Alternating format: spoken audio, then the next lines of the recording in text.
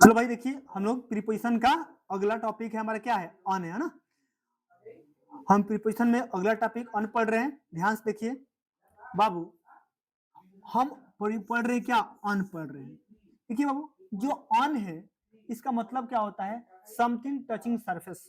जब भी कोई चीज किसी सतह से स्पर्श करे, यानी कहने का मतलब है, देखो जैसे मान लो कि ये टेबल है, हम इस पर बुक रख दिए, टच करेगा कि नहीं टच करेगा, तो हम इसके लिए किसका प्रयोग करेंगे, ऑन का। जैसे मान लो बाबू हमें थोड़ा फिगर अच्छा से बनाने नहीं आता है, मान लो कि चेयर है, हम जब इस बैठते बैठते हैं ना, इस पर हम इस पर टच करते हैं कि नहीं टच करते हैं। तो जब भी कोई चीज किसी चीज से क्या करे, स्पर्श करे, टच करेगा, किसी सतह से टच करेगा, तो हम किसका प्रयोग करेंगे बाबू, ऑन का।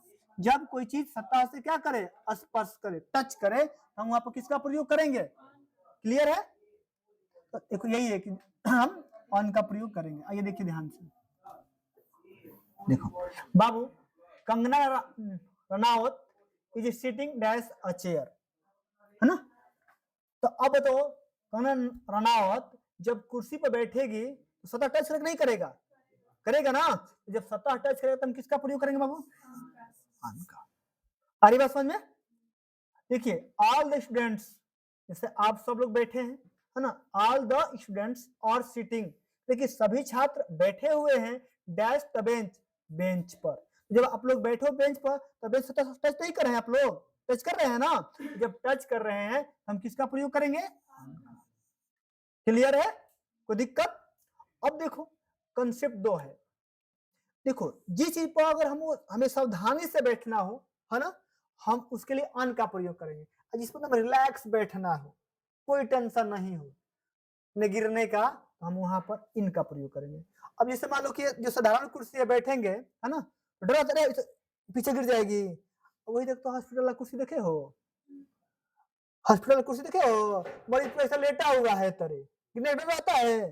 तो देखो जिस पर हम आराम से बैठ सकते हैं, जैसे सोफा आराम से लेटे हुए हैं, तो क्या आएगा, ऐसे चीजों बैठने में क्या आएगा, इन। अगर आपको ऐसे भी नहीं समझ में आया तो याद कर लेना ऐसे मेरे भाई कि आर्म चेयर हो, है ना, सोफा हो, है ना, इन चीजों पर बैठने के लिए फिक्स प्रीपोजिशन हम इन का प्रयोग करते हैं।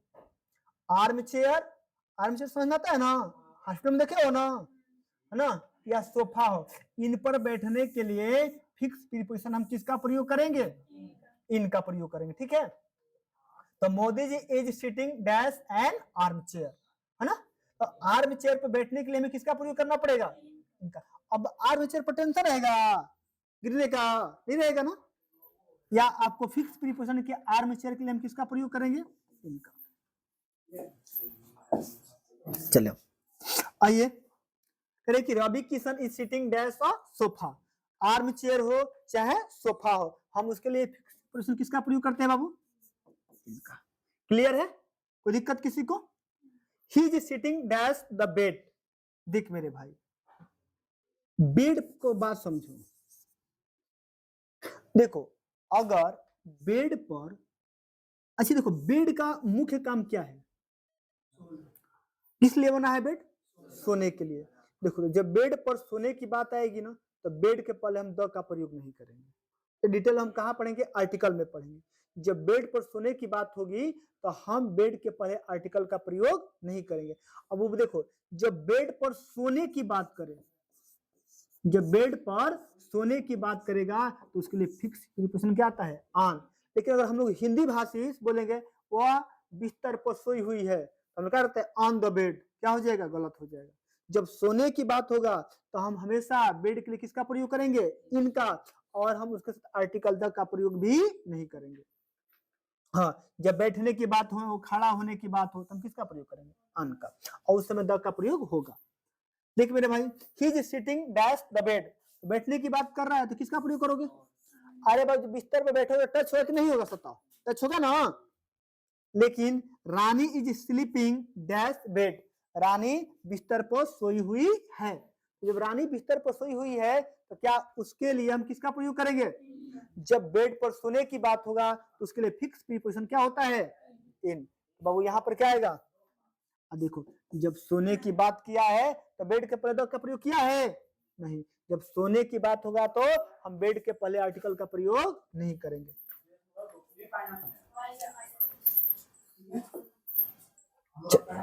देखिए बाबू, अब एक बात ध्यान से समझिए।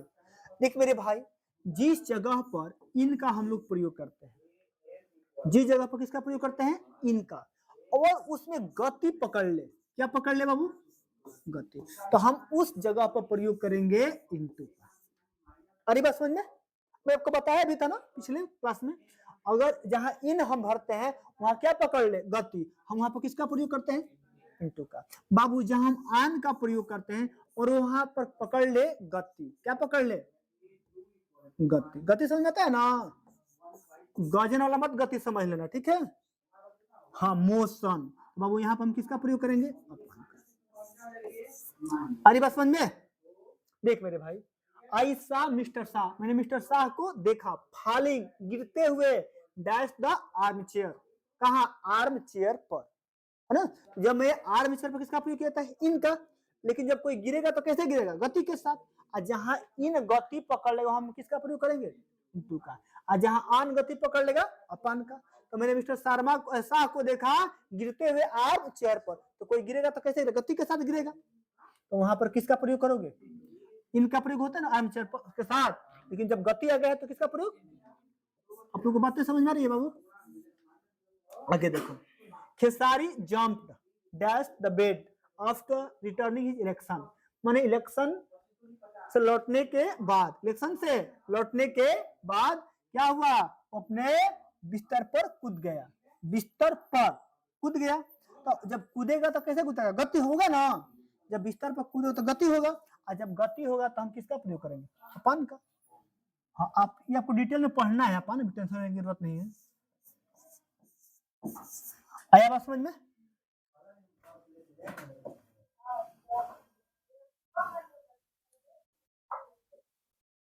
तो ये हमारा क्या रहा, आन। अभी आन में और है ना, आन का सेकंड रूल हम कल आपको पढ़ाएंगे, ठीक है।